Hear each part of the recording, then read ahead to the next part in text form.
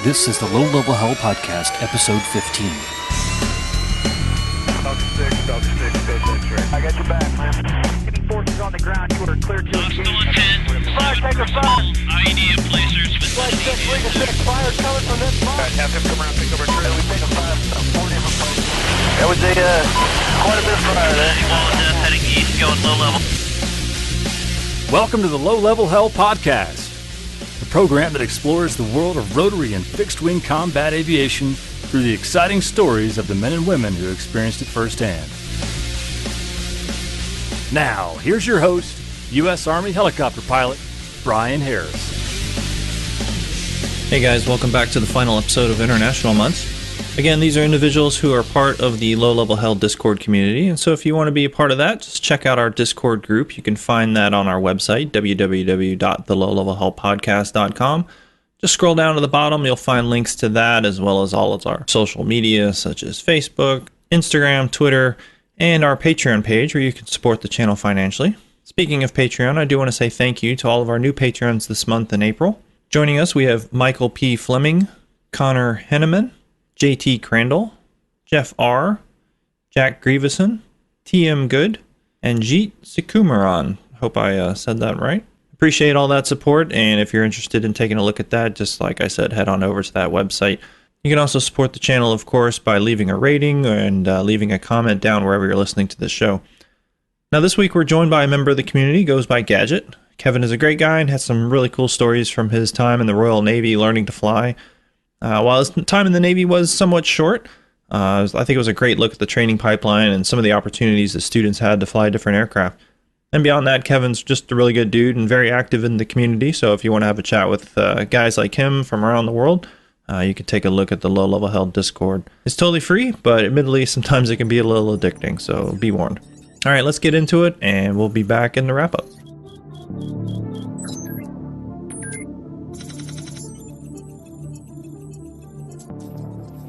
All right, everyone, welcome back to the show. We've got Kevin Bryant here with us from the United Kingdom. He was a Royal Navy Sea King pilot. How you doing, Kevin? Yeah, I'm good, thanks. How you doing? I'm not too bad. Like I said, a little out of breath because I had to run upstairs. I don't know why my power suddenly went out, but we'll fight through it. Hopefully it doesn't happen again. You need to go and feed the mice. Yeah, that's right. I think I knocked something loose earlier, and maybe I just caused the shorts. I don't know. It's very strange. Yeah. Well, anyway, yeah, thanks for coming on. And like we were just chatting before, you got a little experience in a couple different aircraft. So just tell us a little bit about yourself and how you got into flying. Right. Well, as I said, as you just mentioned, my name's Kevin. Basically Gizmo on the forums and in BSD and stuff like that. Basically, I joined the Royal Navy at the ripe old age of 19 as a pilot, and went through the whole flying training there. I'd always wanted to be a pilot ever since I was a little kid, as most people do.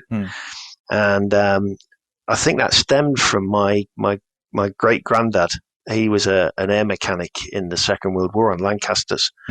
And then my granddad was also a navigator on Shackletons in the ASW role, before transversing onto Canberras and stuff like that. So there was a bit of aviation within the family, and I just always had this drive to want to be a pilot. And I remember being at school and in the careers, and people were saying, "Yeah, right. What do you want to be? What do you want to be?" I couldn't have been no more than about 12, probably about 11 actually, and came over to me and said, "What do you want to be?" I said, "Well, I want to be a pilot in the Royal Air Force." And I remember the careers guy turning around to me and looking at me and saying, "Well, okay, that's a great thing, but there's very, very few people who get to do that. So you might want to have an option B." And I turned around and I said to him, "Well, who are you to tell me that I can't do that?" Yeah. I know what I need to achieve, and I know what I need to do in order to get to that, or to at least give myself the best opportunity of being that. And that's what I'm going to do, and that's what I'm going to strive for. So I did that, and I was very fortunate that out of all of the people that not only aspired to and then applied to, that I actually got to achieve that goal. So yeah, I joined in 1991 as a fresh-faced 19-year-old. I'd only just turned 19 as well, straight out of A levels, which is it's like the one after. So yeah, I don't know what that equates to in America, but pre-university. Right. Yeah, be coming out of high school. So for you guys, and I'm conscious things may have changed over time or whatever, but when you join the service over there, is it you apply to the Navy, you apply to the Air Force, or is it just kind of a combined thing and then you get parceled out? You apply to either or. Okay. I mean, during my time, I applied to the Air Force. My primary thing is I wanted to be a fast jet jock. Mm-hmm. I wanted to fly around in either the Harrier or the Jaguar at the time, single seat, low level, just flying around with my arse on fire, just yeehawing all over the place. So I applied to the Air Force initially, and I went through all the air crew selection, and I mean, I was a member of the Air Training Corps, which is kind of like the kiddies version of the Air Force. Like I don't know if you have it over there. Like the cadet force. Yeah, we've got a couple different things like that. Yeah. So I was in there, and from the age of 13. Just to kind of get, just to see if it was the military style was kind of suited to me and that side of things. And I got a bit of flying experience in there. I flew gliders with them, did a gliding scholarship with them at the age of 16. And then I got a flying scholarship with the Royal Air Force as a result of my applications and the stuff. I'd been so keen with doing it. So I had an application in with the Air Force. And basically, I think it was about 16, and there was a guy that lived in the village where I grew up in Cornwall, a guy called Surgeon Commander Rick Jolly, an amazing guy. Really is quite a famous guy in the military. It's like novel writing. He'd served in the Falkland conflict in '82, and he was the lead doctor down in Goose Green and all that sort of area. Yeah. And he'd written a book called The Red and Green Life Machine. And so he'd been with the Navy and everything, and he was quite high up. And anyway, he pulled me. I'd been friends with his son from primary school. And he pulled me to one side when I was about 16, 17, and he said, do you realize that the Navy fly as well? And I said, well, yeah, but they fly, yeah. He said, I'd like you to put an application in. And I was like, well, I kind of want to go to the Air Force because I want to fly jets. Yeah. And he said, well, we've got Harriers and stuff like that. And, but he said, I'll be quite willing to, help you go through with it and everything. So, okay, fair enough. No problem. So, nothing, there was nothing to lose from putting an application into the Navy as well at the same time. So I had a joint application going in. One for the Air Force and one for the Navy. And I'd finished my A-levels, and I'd gone to the Air Force, to Biggin Hill to do the aircrew aptitude tests and the interviews. And it's like a 4-day event that you go. Oh, wow. And, they put you through the mill, leadership tests, aptitude tests, maths, all these sorts of things. And then there's like about 3 or 4 different interviews with various grades of, like group captains and wing commanders and all these other sorts of things. Mm-hmm. So I came back from the Air Force one, and I think I had about 4 days at home before I was then off to Portsmouth. To HMS Sultan to do the Admiralty Interview Board, which is like the Navy's officer selection process. Mm-hmm. So it was a case of, right, okay, fair enough then. So it was almost like, well, I've done the Air Force one, but the Navy can't be much different. Right.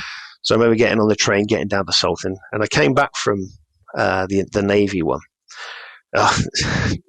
Just quickly while I think about it, I remember being in one of the interviews, and one of the questions they turned around. There's a captain there, there's a wing, a commander, and another captain. So there's 3 guys on this board, big long table in front of me, and there's me just sat on a single chair in front of this big long table with these like in the movies, like gods of men sitting in front of you in charge of your future destiny. And they turned around to me and they said, okay, Mr. Bryant. I said, what I'd like you to do is, as you can see, there's a map over there of the world. I'd like you to go over there and tell me whereabouts in the world you could find Navy ships currently deployed. I'm thinking, am I Navy? I was absolutely shit hot on the Air Force because that was my primary, and I knew it. Yeah, I'd done my research and stuff like that, but I wasn't. I'm thinking, so as I was walking over to the map, I'm thinking, oh, am I going to get this right? And I thought, okay, calm down. And I thought, right, buy myself a bit of time here because I don't want to just freeze. So I kind of pointed at the UK. Just did a little circle, around the UK, and I said, "Well, I think you'll find there's quite a few ships actually deployed around this little area here, primarily looking at Portsmouth and also at Plymouth, and a few up in the submarine base up in Rosyth." The safe answer. Yeah. And anyway, I knew that it'd gone down well because it was kind of like I got a little chuckle. I could hear it's like from the corner. And I was like, they heard this little chuckle, and I said, and then I went in and did, like, okay, we've also got guys that are in the Caribbean and that side of things, and there's guys that are up in the Iceland Faroes Gap, and you'll find some submarines somewhere within the Atlantic Ocean. And stuff like that. But it was kind of like the icebreaker was kind of like there. That's good. So I did my Admiralty Review. I came back from that. And then I got home from the Admiralty Review board. My mum handed me a letter, and it had been steamed. I looked at this letter, and it was like from the Air Force. And I looked at it, I'm like that. Oh no, I've got a decision. There's a decision. And I went to open it. As I looked on the back, you could tell my mum had steamed it open. So, and when you look at an envelope, you think, okay, so it's been steamed open. And I looked at my mum's face, and it was like my mum wasn't kind of bouncing around the room. So I'm thinking, okay, this is going to be pretty negative. So I opened it up, and it was like, listen, thank you very much for your application. At the time, at the present time, we feel that maybe it's not the right time for you, but we'd recommend that you come back for a reapplication in a year's time. So it was a no, but please come back kind of attitude. Yeah. I was like that. Oh, okay, fair enough then. So I went, well, fair enough. Anyway, grabbed my surfboard, went down the beach and went surfing. Anyway, about a week and a half later, one came from the Navy, and I was in as the postman delivered it. And it was like my mum didn't even get hold of this one. So I grabbed hold of the letter, and I went out into the garden and opened it up. And there was the letter, which I've still got. I've kept hold of the letter, saying that basically I was being accepted to join the Royal Navy that year. I think it was only about, I think I had about 2 months' notice that I was going to be joining, to join Dartmouth for officer training as a sub-specialisation as a pilot. And I just absolutely bounced all around that garden at that point there. Phoned my dad and said, yeah, Dad, I made it. It told me mum, obviously. My mum was like that, what? Hey? And everything. And I had 2 months of absolutely hoo-haing it around the place before I was joining, because I didn't need to bother about going and looking for a job or worrying about going to university or anything else like that. So, yeah. So was, for you guys then, I mean, you're going to officer training with no university, which for us is pretty much a requirement over here. I mean, you're going to find your onesies and twosies that don't, but that's pretty standard for you guys to be able to go to officer training. Is there a time period where guys are expected to go to university or what? No, when I was joining, it was a case of the minimum requirement, and it was a case, you had the minimum requirement to join as an officer was you needed to have 5 GCSEs, which are like the General Certificate of Secondary Education, which is like the ones that you do when you're 16. Right, yeah. And then after 16, you then choose to go on and do advanced level or the A level. And then at 18, round about your 18th birthday is when you would, but you could leave school at 16 and then go do college, or you could go to a job or whatever. Okay. So everybody does GCSEs at the age of 16. And the minimum requirement at the time when I joined was that you had to have a minimum of 5 GCSEs at grade C or above. So the minimum requirement wasn't that high. And there had to be maths and English in there as well. Okay. But whilst that was the minimum requirement, if you went and talked to anybody within the careers office and you said, well, listen, I've got 5 GCSEs and I want to apply to be an officer, generally they turn around and say, well, yeah, you meet the minimum, but you ain't going to get in with that. Right. You know, you need to be able to show a little bit more that you've got the aptitude and the ability to kind of thing. So what they would generally do then is they point you to go and join as a junior rate, and you could then work your way up and maybe go up a yardie, as it was called in the Navy, you know, transfer from being a junior rate to an officer. But yeah, you know, you could, in theory, join as a direct entrant without actually going to university. Now, when I joined, there was myself, there was about 4 guys that had joined straight at the age of about 18, 19. And then the rest of them, of about 35, 40 people, had done university to various degrees of success and stuff like that. But the main thing, excuse me, the main thing that they were looking for, this is, I think, where the Admiralty Interview Board came, is kind of like the qualifications got you through the door, and your application form got you through to the Admiralty Interview Board. Yeah. And the Admiralty Interview Board, as I said, was like a 4-day event where from the moment you arrived at the gate, you were being scrutinized for your behavior, your bearing, your aptitude, your leadership skills, and everything.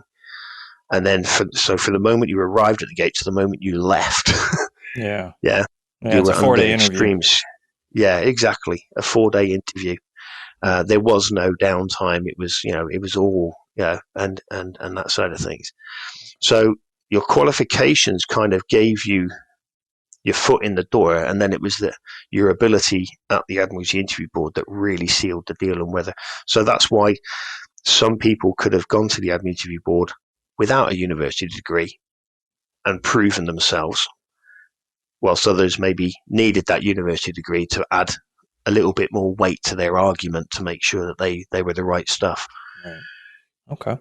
So you're showing up to start training. I'm assuming there's some basic officer training and then you go into flight training, or is it all mixed up together? Well, we arrived at Dartmouth, and it was as air crew. It was a 6-month officer training course. The first 13 weeks was basically the hell, where we had to share a cabin with another guy of two. So we were in cabins of 2, and I was really lucky. I shared a guy with a guy called Mark Lee. Funny enough, had the nickname Bruce in typical military fashion. Yeah. And so I was bunked up with him in a 2-room cabin, and he was an ex-Marine. So he'd been a Marine, a Royal Marine, and then he'd gone up a yardie to transfer into being a pilot as an officer. And he was absolutely brilliant because he knew all the ways to get past. So the 13 weeks initial training was, it's like, right, you got to go and do, you got nightly inspections of your cabin, making sure that there's no dust on top of the door frame and all the rest of the malarkey, and making sure that your drawers are folded in the right way and stuff. So anyway, I think the first day we'd gone and got all our gear from the stores, the yellow t-shirts, the white t-shirts, the shorts, the pumps, all of the kit and everything else like that. And then we were shown how to fold it, how they wanted this drawers laid out and everything, and it had to be thirds and everything. So now we do all of this, and it's like Mark turns around to me at night. He says, right, tomorrow we're going back up to the stores, and you're going to get another set of all of your PE kit, Mm-hmm. And you're going to get another set of all of this. And he gave me a list. And I was like, well, why do we need to do that? He says, because you just spent 3 hours folding that drawer Yep. so that it's absolutely perfect. He says, what they can't do is they can't inspect your wash bag. Yeah. So what you do is you keep all of your stuff that you're going to wear in your wash bag, and you leave everything that's in your drawers absolutely perfect, the way that you know it's past muster. And every day, all you do is you just go with a little bit of sellotape and you just take all the dust off the top. Yeah, that's funny. That's funny you Yeah. mentioned that, because I remember doing the same thing in military school, where we had our top drawer was inspectable and the rest wasn't. And yeah, you would just get all the things that, you know, laid out the way they wanted, and that was it. You just left it alone. And yeah, that's funny. Yeah, it's good insider info to have from a guy who's been there. Oh Christ, yeah, he was an absolute. He saved me so many, so much unneeded or unrequired hassle. Yeah, absolutely. Yeah, God bless him. So anyway, after you've done the basic training, and you go into, so I suppose it's phase 2. Part of your officer training as aircrew was you'd be sent down to Plymouth Airfield to do what was called grading, which was on the old Chipmunk. And there was 13 hours on a Chipmunk, which was basically just to see if whilst you'd passed the aircrew aptitude tests, they were computer simulations. And this was actually in a Chipmunk, which was a tail dragger, I think it's a 1947 aircraft. Wow. You used to start it up with a shotgun cartridge. What? Yeah. Seriously, yeah. Basically the way to start it, there'd be a shotgun cartridge, obviously with no lead pellets in it. Sure. But it was a shotgun cartridge. It was inserted in, and you actually used to actually just fire this, and it was the shotgun cartridge that would start turning the engine. Wow. And then it would be, everything's set, and the shotgun cartridge then give it that kickstart to then start the engine. Wow. And it was 13 hours in the Chipmunk down in Roborough. At which point you'd either pass or fail. It was whether to see whether you had actual ability in the air, right, to be able to see if you had the ability, the aptitude as a pilot to be able to fly an aircraft and also think outside the aircraft as well a little bit, but nothing too intense. Just it was a kind of like your first chop phase, if you will. Yeah, just understanding the basics of aerodynamics and how to control the aircraft. Yeah. Okay. Yeah. And then after that, you came back and completed your officer training, and then you passed out at Dartmouth, and that's when you would then go into the actual flying training element of it. So is this at the point where they would split you off to be rotary wing or fixed wing, or you guys are all still together? No. Basically, everybody would then go to elementary flying training, which was based up at RAF Topcliffe up near York. And that was on the Bulldog T1, which was a tandem twin-seat light aircraft, prop-driven. It had a VW Beetle engine in it, if I remember rightly, which has slightly upgraded to give a little bit more power and stuff like that. But a cracking little aircraft. I think they use them in the university air squadrons nowadays, and stuff like that. And you'd be flying out of Topcliffe, and you'd do about 60 hours in that. And after that is when you would then be streamed off to go to fixed wing or rotary wing. Okay. Because you were almost under the umbrella. We were based at RAF Linton on Ouse, which was a training camp for pilots for the Air Force. Okay. Where they were flying the Jet Provost at the time, and they were just about transversing onto the Tucano, which was a turboprop aircraft. Yeah. But they were flying the JPs at the time. How many hours did you fly in that aircraft?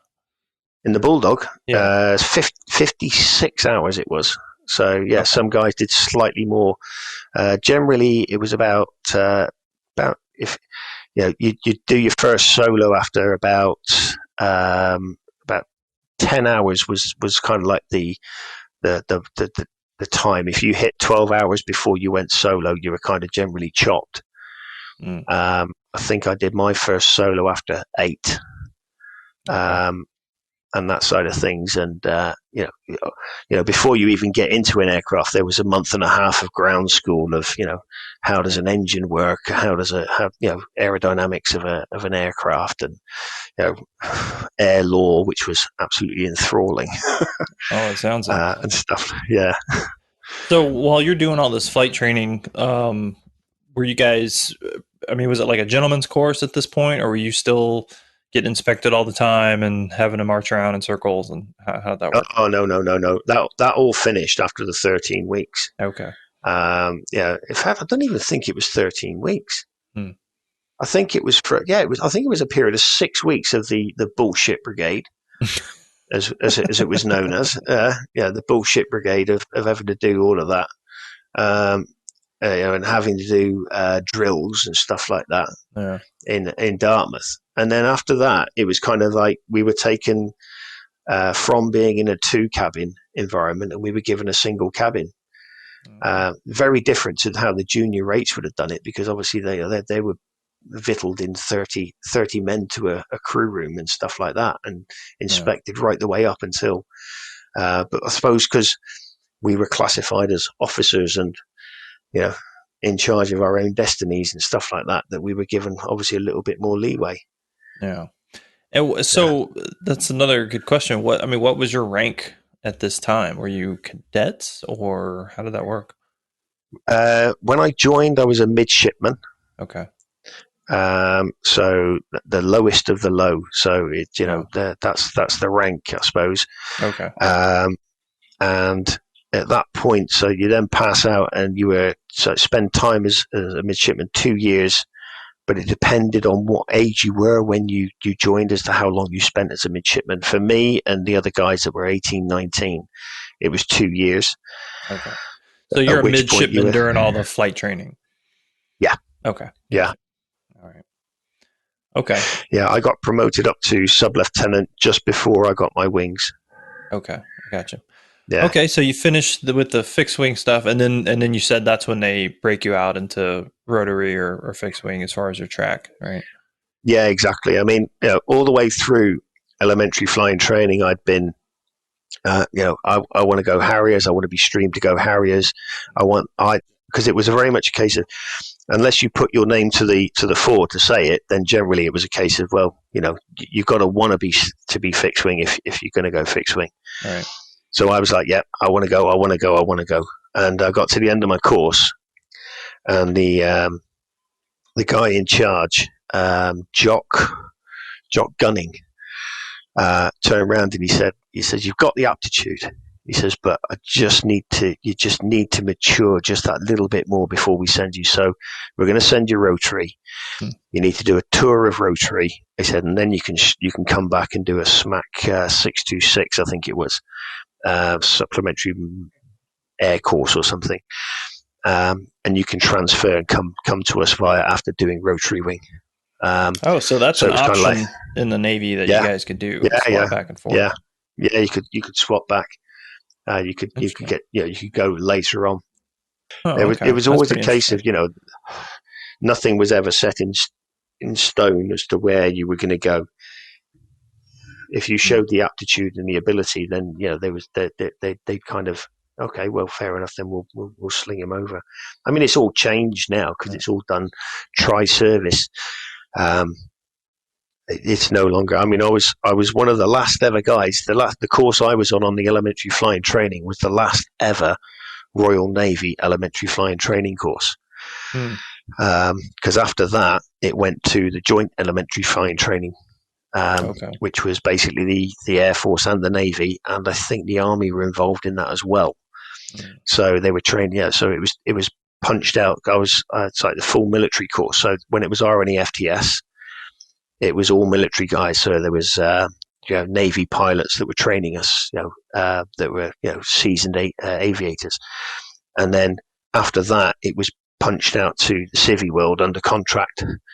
So these were, it's like captains within the aviator, so civvy side flyers that were then training the future military pilots. Right. So I was one of the last ones to go through a full military course. Okay. All right. So how does that training work? So you were selected to be rotary wing. What's next? After that was then basic flying training, which was the Gazelle down at Cold Rose down in Cornwall. Now the bloody thing about it is that I finished officer training, and then I had I think a 6-month wait until I had to get to elementary flying training. And then so it's like, okay, fair enough then. So I'm just stuck around. I was based at Yeovilton, and I was lucky enough. I mean, when you're on holdover, you're kind of trying to get as many jollies in aircraft as you can. And I was lucky enough to get attached to 899 Squadron when they went to RAF Wittering. 899 Squadron were the training squadron for the Sea Harriers. And I went with them to RAF Wittering. And I was basically tasked with, they had a couple of students who were just finishing off their training. And they do a land away to RAF Wittering. And my job was, I was in a Sherpa van, which is just a box van, and it had a big bubble canopy on the top. And I was told that I had to go and drive around the airfield and go to the landing spots where the Harriers would come in, and then they'd hover land, and I had to go there and just video them. So I'd given this big VHS video recorder, drive down the airfield, park up next to the landing spot of this Sea Harrier, and just have these Sea Harriers come to a hover, 40-foot hover, and then land in front of me. And my job was to basically just keep the Harrier there so that they could evaluate the video afterwards in the debriefing room as how the guy had done and how his approach was, and then they'd take off and they'd bugger on so I'm stood next to this. It was an absolute hoon of a job, absolute belter, because I'm just belting around this airfield, and just going and stopping and then taking a few videos of somebody coming in and landing a Harrier. I think I'm probably about 30-40 feet away from the actual landing zone, roaring aircraft coming in. Loud. Yeah, and I was doing that for 2 weeks. An absolute belter of a job. So anyway, as part of it, they actually gave me a ride in the Sea Harrier in the 2-seater version, and we took off from Wittering and went down to Yeovilton, and I remember being in the back seat. You had done all the sea drills and all the ejector seat drills and things, and I was strapped up with the thing on and everything. I was like, and I'm sat on the runway, and the guy turns around and he said, okay, fair enough then. You ready to go? And there was another one right next to us, another twin-seater with another 2 guys in. And he says, right, we're ready to go then. And he pushes it up to about 60%, and he flicks the nozzles, and this aircraft just kind of lurches forward onto its nose, pulls it back, and then he just puts it to full power and lets the brakes off. I've never felt acceleration like it, and never will again. Just pinned back in the seat. Yeah. So we go down all the way down to Yeovilton in a twin 2-ship formation. Come down through the Welsh valleys at low level, so right down in amongst the valleys and stuff, banking all over the place. Get down to Yeovilton and come in on a running break. Breakaway, and the guy that was with us just goes and lands. And the guy that was flying with me, Simon Short, his name was, he turns around and he says, do you fancy having a go at hovering it? I was like, I was 19 at the time. Wow. And I was like, I'm just thinking to myself, hang on, do I? Let me think about that for 2 seconds. Yes, please. Yeah. So he kind of comes over to the hovering place, wherever it was, and he sets it into a hover, and he says, right, you have control. And I'm like, what? So I've just got these. I mean, it was perfectly trimmed out. All I was doing was just holding the controls, and I daren't move them. Yeah. and everything. He says, okay. So he said, fair enough. He says, right, now just increase the power a bit and just move up. So I thought, what? Hang on. And he put his hands up and he said, look, you can see you've got control and everything. I'm like, Jesus. Yeah, it's like my best ever wet dream, I think it was. Yeah. So anyway, we did the hovering and stuff, and he says, "Okay, right. What we're going to do now is we're going to go off the dummy deck." And the dummy deck was, in the Royal Navy, we used to have the aircraft carriers that had the ski lift ramp. Yeah. So they've got a mock-up of that down at RNES Yeovilton, or they had when they had the carriers down, the Harriers down there. Yeah. And he says, "Right, we're going to go off the dummy deck now." So he comes onto this lands on, he taxis around, he comes onto the dummy deck, and I think we were about 150 foot or yards or whatever it was away from the end of the ski ramp. And he turns around to me, he says, "So, do you reckon we can get off it from here?" And I said, "Well, no word of a lie." I said, "Well, I fucking hope so, because you've lined us up." I assume you know what you're doing, so I'm going to go with yes. Exactly. So anyway, we go off the ski ramp, we come back around, and we go off again, and we just have a hooning. Just basically, he's just treating this like it's a freaking toy, with me in the back grinning like a Cheshire cat. So we land on and everything like that, shut down the aircraft. Anyway, debrief. "Oh, thank you so much. Thank you so much. Thank you so much." "Yeah, not a problem at all. Listen, we're gonna just quickly debrief now. You get yourself squared away, and what we'll do is we'll see you in the wardroom later on." "Yeah, absolutely fantastic. I'll buy you a beer. No worries at all." So anyway, we get down to the wardroom, and we're having a few beers. At which point they turn around, and a guy called Rob Schwab, who was the senior instructor, he turns around. He says, "So, how did you find it, Kev? What did you think?" I said. Once in a lifetime thing. Hopefully I'll be able to go see Harrier when this was before I'd gone to RNEFTS. I said, once in a lifetime thing. I said, absolutely loved it.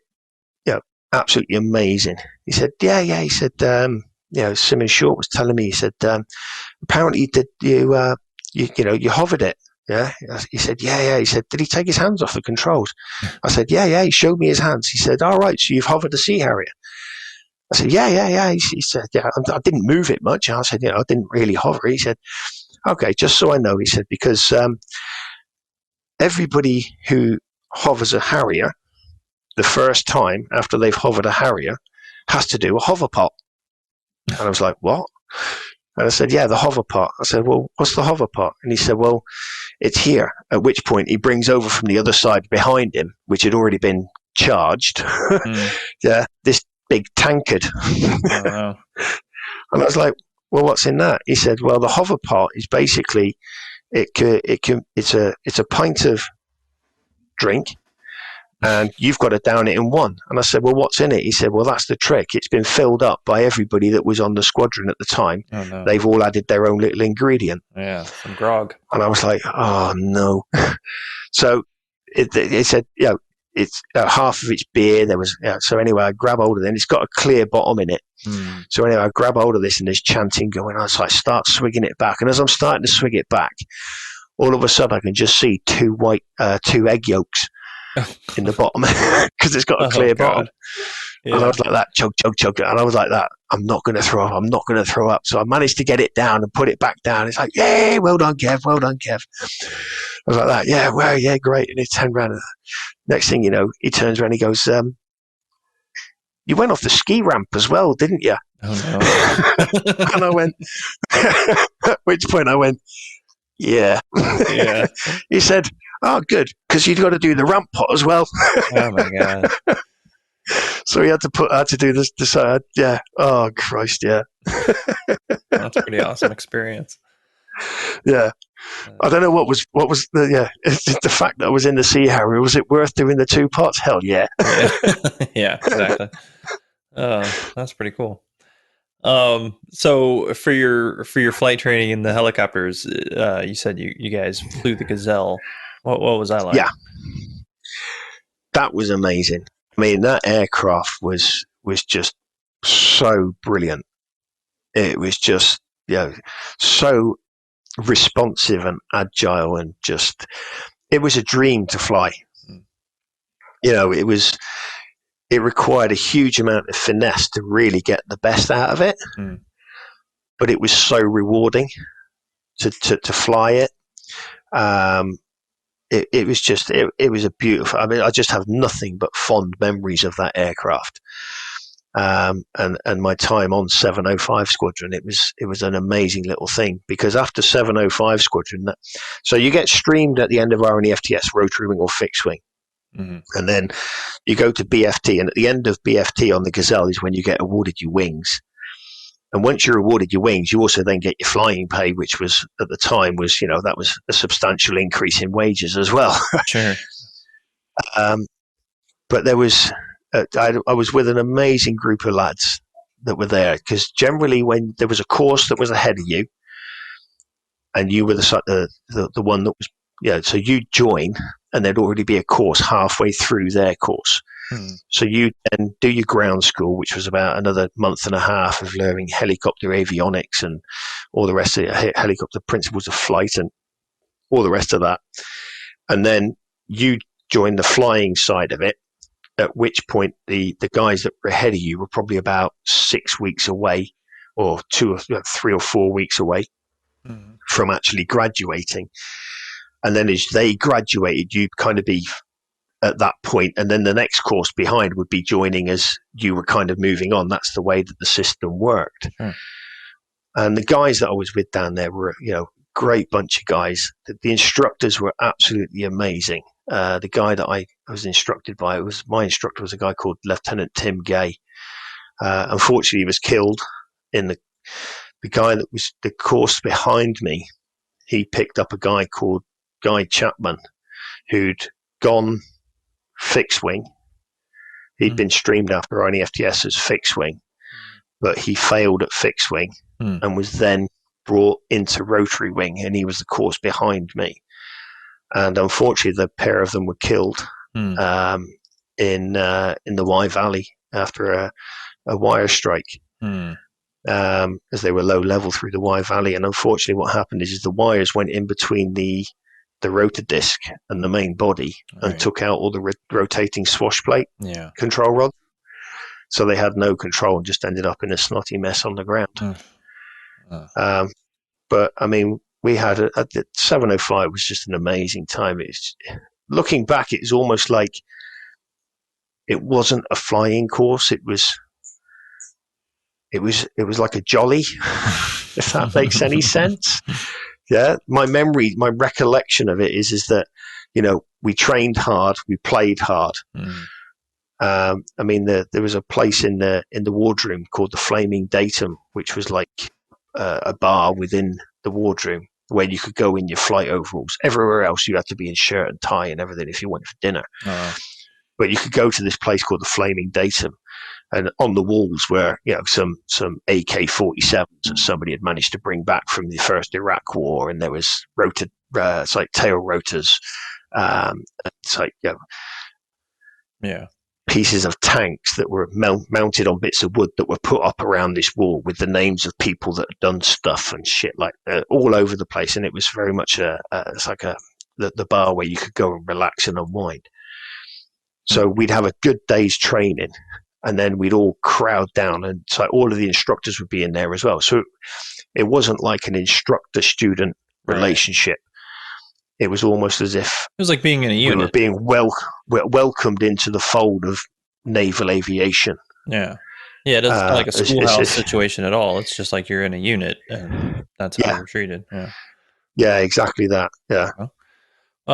So for the flight training in the Gazelle, I mean, was the Gazelle an operational aircraft in the Royal Navy at that time, or did they just use it for flight training? The Gazelle was never an operational aircraft for the Royal Navy. Okay. It was purely a trainer and used for the display team, the Sharks.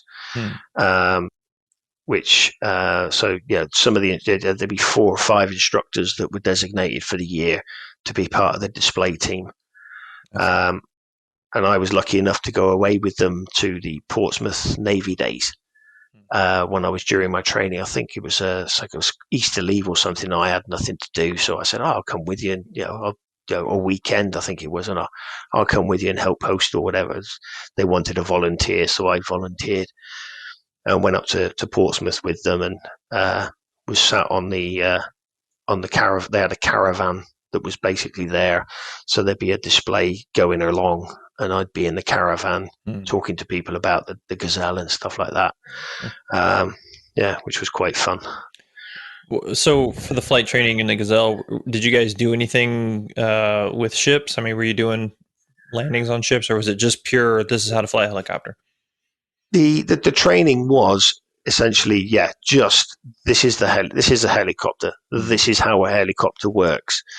So you do, your hoverings, your circuit trainings, sloping ground, what we would call fast stops. I don't know what you'd call them, where you basically stick it on the tail to decelerating turns and that side of things. But on the back of that, we would then do formation flying. So there'd be close formations, so 3 or 4 ship formations. We'd go and do some winching exercises. There'd be low-level navigation. One of the trips, which was it became known as WASX, which was a low-level introduction flight, which was solo. And you were basically given a Gazelle to go and fly around the southwest of Cornwall, low level, on your own for an hour. No route plan, nothing. Just go and fly low level and introduce yourself to flying low level. Wow. So that's why it was called the WASX, because you were just basically flying around with the collective up around your armpit and the cyclic down by your toes. 120 knots. And I mean, we were cleared down to 100 feet MSD as students on our own. But when I did my flying scholarship, I did it out at Land's End Aerodrome. And the flight beforehand, you go out with an instructor, and he turns around, he says, right, you can go, this is where, the sort of areas I want you to go. And we went through Land's End Aerodrome, and he came through doing 120 knots, and he was basically, his skids were clipping the grass. So I went out, and I came down through, and I approached from the side, the north, so from the north area. And I called him up, and I said, look, I'm coming, I'm going to notify you at the airfield boundary. And I came through, and again, it was a grass airfield, and there was a tractor that was mowing one of the runways that wasn't in use. And I came through, collective up your answer, because I knew the airfield, because I'd done 30 hours in a Cessna in it. So I came through, I was like, I'm gonna came through, hooning it through, and the tractor actually stopped. Stopped as I came blatting through. Carried on past down, and then just a little bit further on is actually Land's End. And it was a glorious sunny day. And I come belting through Land's End Aerodrome, heading straight down towards Land's End. Get to Land's End, stick it on its left wing, decelerate it all the way back, and ended up in a hover facing Land's End. And then basically just decided to shoot off again down towards Minack Theatre and stuff. Such stories of the guys used to come back, because they still left the gun flip. You get it's like a little flip for the trigger. And they still left that on, although it was not actually attached to anything. And you had stories of guys coming back, and what they used to do is you'd kind of be coming down through the valley, and there'd be a tor up ahead of you. So you'd have to then increase to get up over the tor. And you'd have walkers that were on top of the tor. And there was one guy, I can't remember his name now, but he was talking about the fact that he'd been coming up this tor, Dave McGowan. He'd been coming up this tor, up towards this tor, creeping up. And rather than keeping his height, what he did was he was going to grease the top of this tor. And anyway, there were a couple of people that were on top of this tor, and they could hear the helicopter. You could see them looking around, he said. And he said, and all of a sudden you could see they saw him as he was coming up the hill towards them. And they started, waving their arms, as people generally do when they see a low-level helicopter, waving hello and stuff like that, expecting somebody.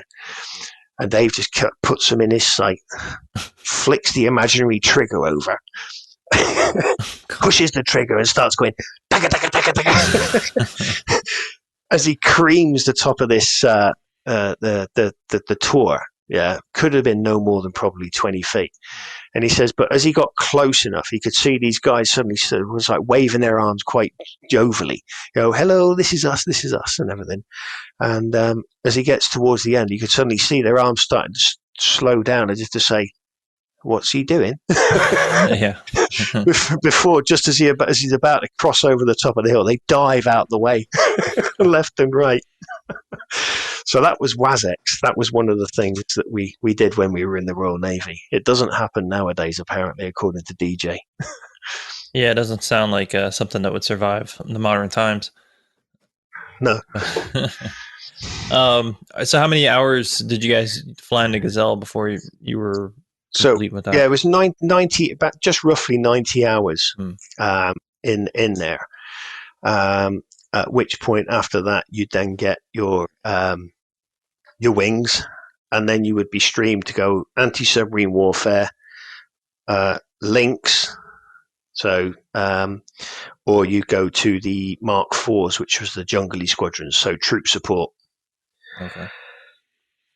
So what did was the links anti-submarine warfare too? No, the links was pretty much anti-shipping. I see. It was kind of like the asset. So, yeah, the Sea Kings were generally aboard the anti-sub. So you had within the Navy rotary wing, you had the Sea King ASW variant. Mm-hmm. You had the Mark IV jungly troop support variant, so the amphibious assault, if you will, support. You had the Lynx, which was mainly anti-shipping, and then you had the AEW variant, which was the baggers, so the ones that just flew up to 10,000 feet and provided, it's like the kind of like what the E3 Sentry used to do for the Navy. Yeah. But after training, you would never get the AEW variation was closed off. You had to already have served a tour on the frontline squadron before you went to the baggers. Okay. So you're coming out of flight training, you're going to go at either Lynx, Sea King, or the other one, the troop. Yeah, jungly. Okay. Yeah, the troop transport. Okay. Yeah. And how did that selection work? Was it pretty much everybody got what they wanted, or was it pretty selective? You got given an option. You had two choices to make. And so you could make your choice, your primary choice and your secondary choice. And then depending upon your aptitude would depend on which one. So your flying skills would depend on which one you got.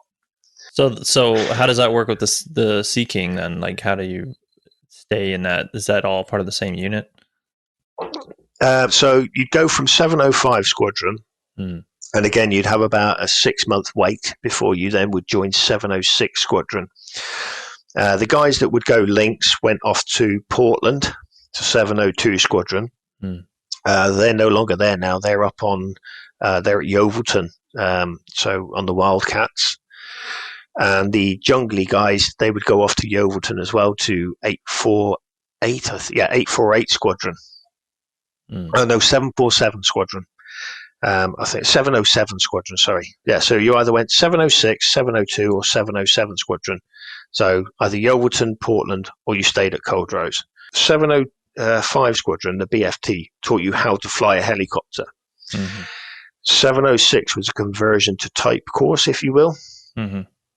So consisted, I think it was of about 80 hours in the Sea King, learning pretty much or consolidating what you've been taught at 705, but applying it to a twin-engined, gas-turbined helicopter that weighed about 7 times more than the Gazelle.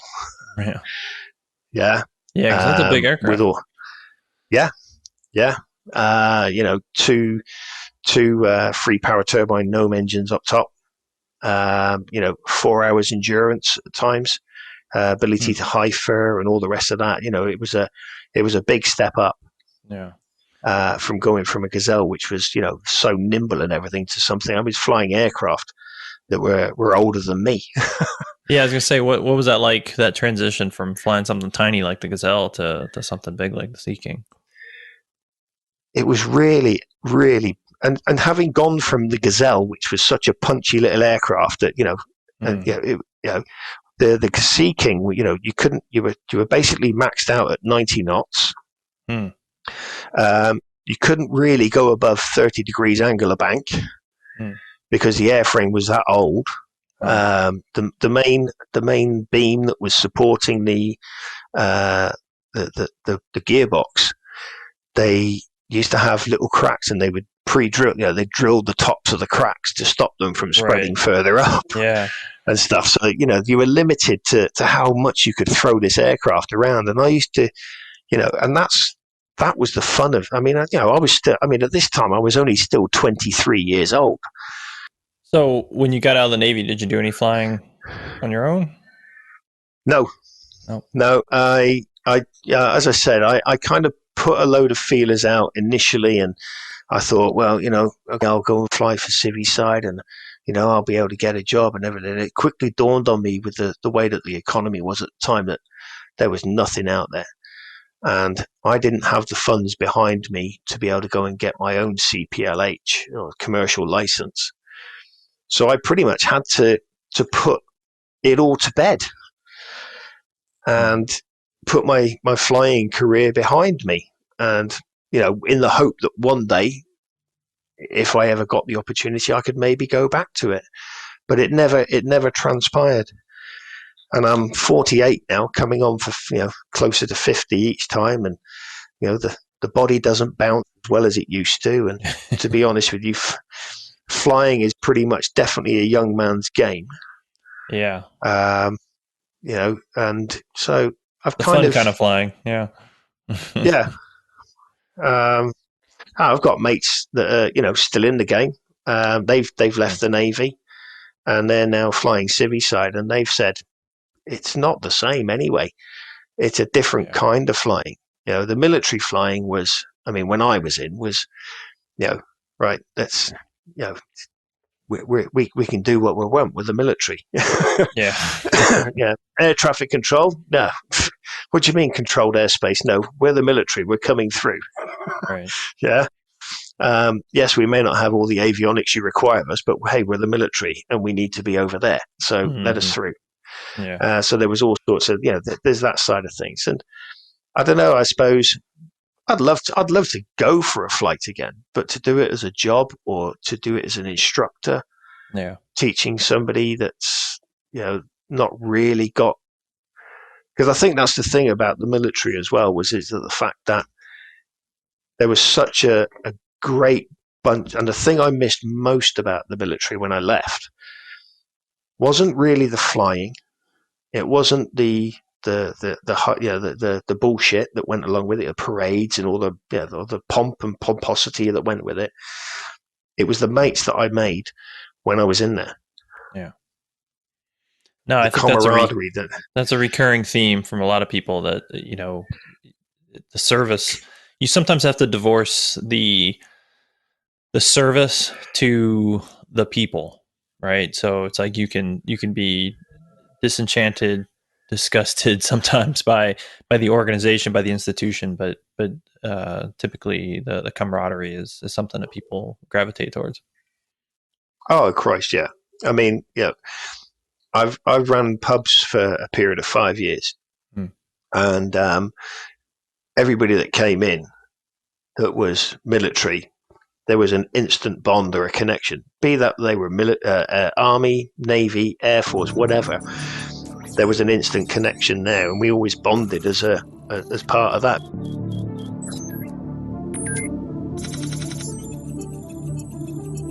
Well, Kevin certainly had some interesting experiences during his time in the Navy, and I'll admit a little jealousy about riding in a Harrier. Now, again, Kevin and the other guests we've had this month are all members of our Low Level Hell Discord communities. You can head on over to the website and take a look at that. I appreciate all our guests this month for giving us a little insight into the international experience, and I'm sure we'll explore more of that in the coming months. All right, we'll wrap it up there. But before we go, I want to introduce you guys to Joey Snowden. He's the host of a podcast called No Shit, There I Was. Joey, welcome to the show. Hey, glad to be here. Hey, I appreciate you coming on. We've known each other now for quite a while, and you started your show, actually, I think a little bit before mine. But I figured it'd be cool to have you on and tell my guests a little bit about your show. So what's it all about? Yeah, so obviously it's the popular way in the military to start your stories is no shit there I was. So it's a storytelling podcast really, but we cover a lot of issues. Sometimes it's topical, most times it's not. It's really just finding folks that have interesting stuff to talk about, and we try to tell about all that through different stories that they might have. So that's where I try to put the context of everything. But without getting into it, that's kind of the elevator pitch. Yeah, and you've had 5 or 6 episodes? No, you've had more than that, haven't you? How many have you had by now? Yeah, I think I'm up to 16, maybe 17, something like that. Okay, yeah, I'm looking at my app here, and it told me lies, but yeah, okay. Yeah, it's all good. Around 16.